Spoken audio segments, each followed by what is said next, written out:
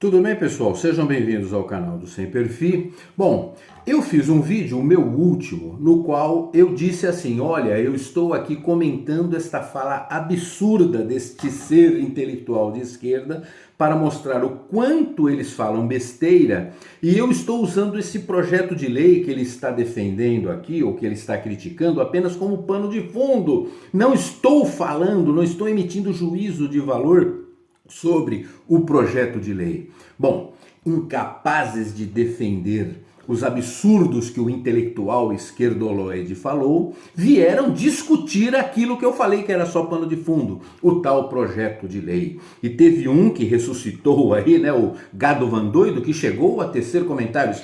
Ele não quer discutir por causa disso, disso e daquilo, então por que eu não estou discutindo o tal projeto de lei? Porque o projeto de lei é uma pauta ideológica que me é cara, mas não nesse momento, não. Estamos vivendo um momento no qual o desgoverno está nu. Ele está com problemas graves em todas as áreas mais importantes, e a mais importante de todas, a economia. Saiu o IPCA 15 agora e com uma inflação muito acima do normal, principalmente onde mais pega, que é a inflação dos alimentos. E o governo continua sofrendo derrotas absurdas no Congresso. Tudo que ele põe para votar, perde. Até a medida provisória, que foi chamada de medida provisória do fim do mundo, né? A do PIS/COFINS, que visa arrecadar mais, né?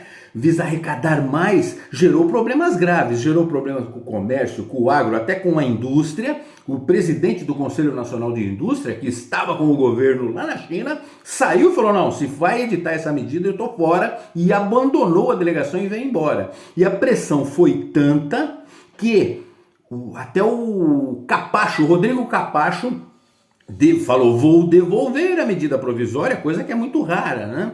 Coisa rara. Então, vem o Haddad e fala: se devolver danou, porque nós não temos plano B. O Haddad falou. Bom, quando o Haddad fala não temos plano B, se não fizer aqui mais arrecadação de impostos, e o senador Rodrigo Capacho está junto com o Haddad, o Taxade, vamos ver de onde que nós vamos taxar o povo mais para recompor isso que vocês não vão ganhar com a medida provisória do fim do mundo. E é lógico que o resultado é natural. A bolsa cai, o dólar sobe, a inflação aumenta, é natural que isso aconteça. Aí vem o Taxade, vai numa reunião com banqueiros e deixa claro para os banqueiros que quem manda mesmo não é ele, é o Lula, que o Lula é o ministro da Fazenda, é o ministro da Economia, o ministro do Planejamento, o ministro da Agricultura, ele é o ministro de tudo, ele com aquelas ideias do século XX ainda, né?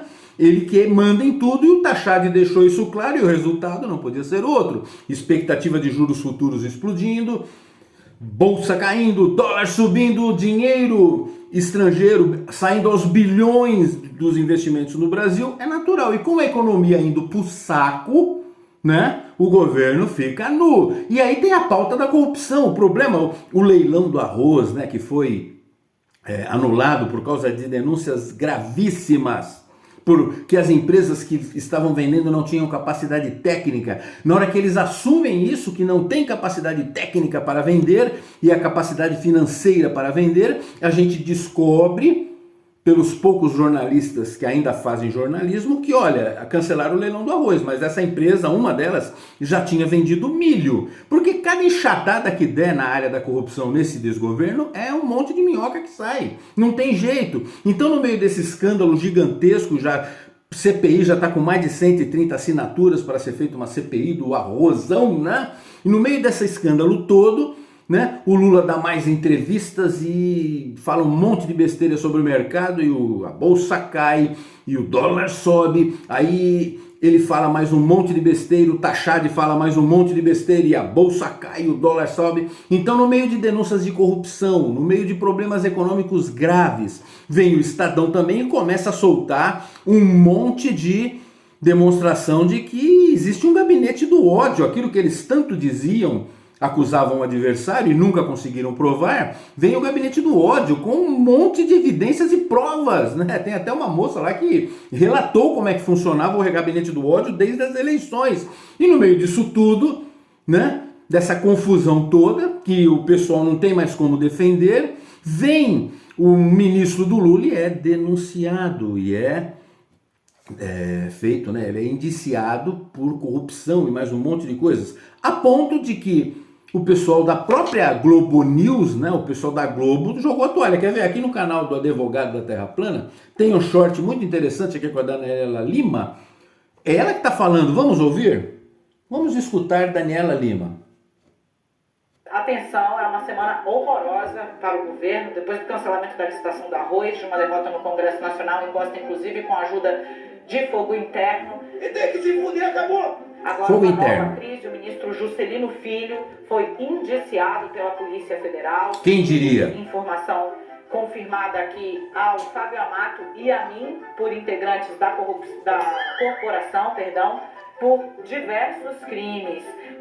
O ministro foi enquadrado à organização criminosa, fraude em licitação, corrupção passiva ou ativa, uma série de apontamentos, foram pelo menos 1, 2, 3, 4, 5, 6, 7, 8 artigos, um governo frágil.